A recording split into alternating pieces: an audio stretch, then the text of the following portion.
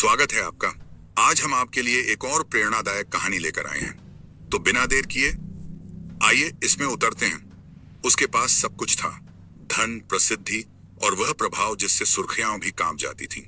चीन के वित्तीय बाजारों के गलियारों में उसके नाम की फुसफुसाहटें प्रशंसा और संदेह दोनों से भरी होती थीं। और फिर एक नवंबर की सुबह पुलिस कारों के काफिले ने यह सब धराशायी कर दिया। लेकिन उस क्षण तक पहुंचने वाली कहानी, उत्थान, प्रतिभा और पतन आधुनिक वित्त की सबसे रोचक गाथाओं में से एक बनी हुई है।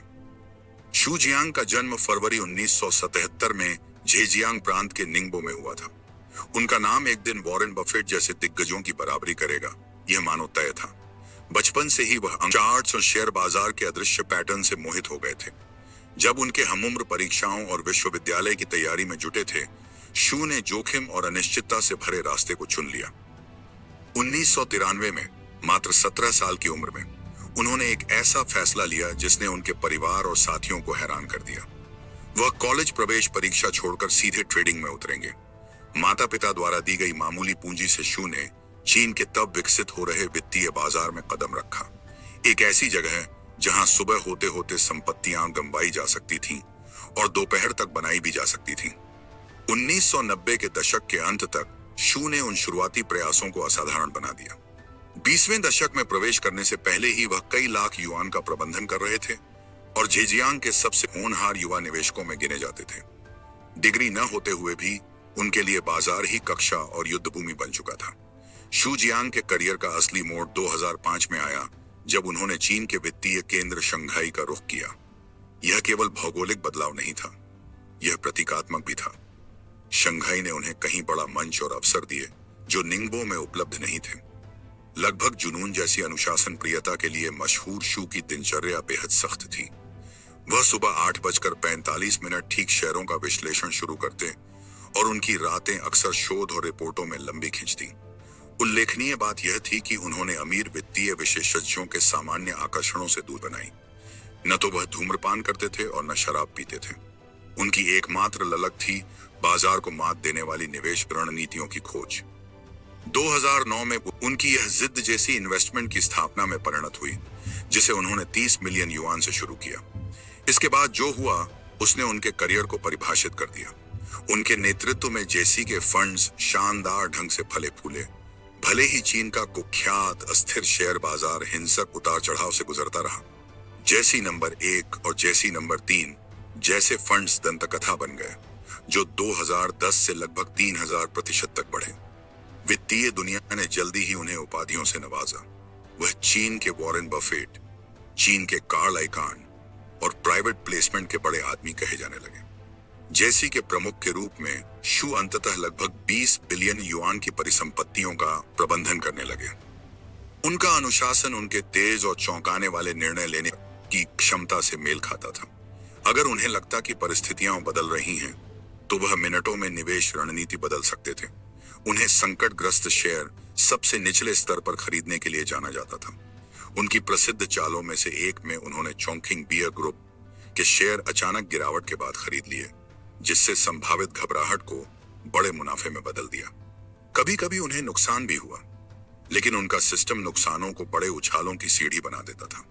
उनकी अनुकूलन क्षमता दंतकथा थी और जल्द ही उनका परिवार भी इस संपत्ति का हिस्सा बन गया।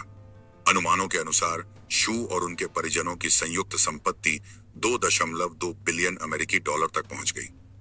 बड़ी सफलता के साथ अफवाहें भी आईं। 2011 में यह चर्चा होने लगी कि नियामक जैसी इन्वेस्टमेंट पर करीबी नजर रख रहे हैं।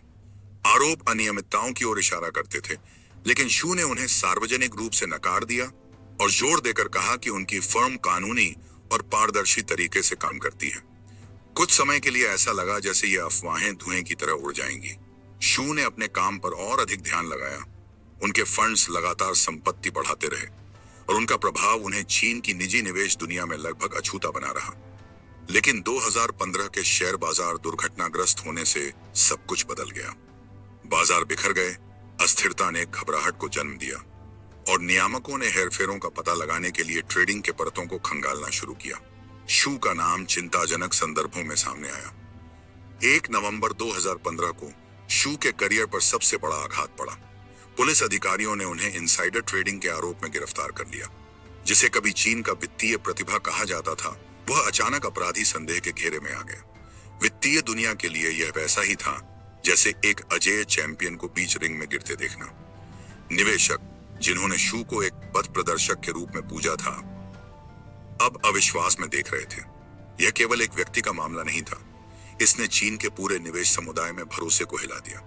अगर शू जियांग जैसे व्यक्ति, जिनकी आदतें इतनी सख्त थीं और जिनकी बाजार पर पकड़ इतनी गहरी थी, भी नहीं बच सके, तो औरों के लिए भविष्य क्या होगा जो इसी बारीक रेखा पर चल रहे थे। जो आरोपों के रूप में शुरू हुआ था, वह जल्द ही कानूनी परिणामों में बदल गया। 2017 में लंबी जांच पड़ताल के बाद शू जियांग को 5 साल 6 महीने की कैद की सजा सुनाई गई। इसके साथ ही एक विनाशकारी वित्तीय दंड भी आया, 11 अरब युआन का जुर्माना। यह आंकड़ा केवल पैमाने में चौंकाने वाला नहीं था, यह प्रतीकात्मक भी था। यह चीन के नियामकों की ओर से एक संदेश था, एक घोषणा कि इनसाइडर ट्रेडिंग, हेरफेर और अनुचित तरीकों के लिए आधुनिक बाजारों में कोई जगह नहीं है। शू का पतन एक चेतावनी कथा बन गया, एक गंभीर याद दिलाने वाला तथ्य कि बिना सीमाओं के प्रतिभा का अंत निश्चित है। शू जियांग की त्रासदी यह थी कि उनकी प्रतिभा कितनी वास्तविक थी। एक हाई स्कूल स्नातक से लेकर अरबों युआन के पोर्टफोलियो प्रबंधक बनने तक का उनका सफर असली था। उनका अथक परिश्रम, लंबे घंटे, सख्त दिनचर्या, विश्लेषण के प्रति प्रतिबद्धता सच्चा था। उनके फंड्स द्वारा दिए गए विशाल मुनाफे निर्विवाद थे। फिर भी इन सफलताओं में ऐसे जोखिम भी शामिल थे जो कानूनी सीमाओं को छूते थे। हर जोखिम भरी खरीद के साथ जो मुनाफे में बदली, वहां एक ऐसी बढ़त पाने का लालच भी था जो दूसरों के पास नहीं थी। और वित्त की गहन जांच पड़ताल वाली दुनिया में यह लालच अक्सर पर्दाफाश की ओर ले जाता है। आज शू जियांग की कहानी निवेशकों, नियामकों और वित्त के छात्रों द्वारा अब भी परखी जाती है। यह विरोधाभासी है, प्रतिभा और पतन की गाथा। वह एक साथ प्रेरणा भी है और चेतावनी भी, इस बात का जीवंत प्रमाण कि बिना संयम की सफलता नाजुक होती है। अगर शू सतर्क रहते तो उनका अनुशासन उन्हें चीन के वित्तीय इतिहास में एक बेजोड़ किंवदंती बना सकता था।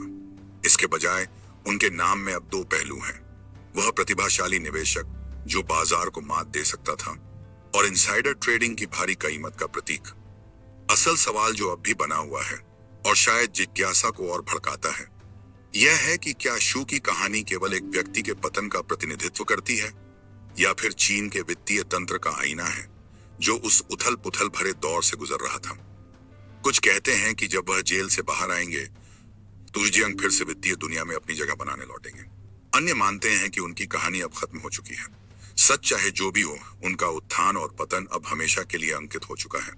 एक रोमांचक याद दिलाने वाला तथ्य कि धन के इस उच्च दाम वाले खेल में तोड़ी गई सीमाएं हमेशा परिणाम लेकर आती हैं।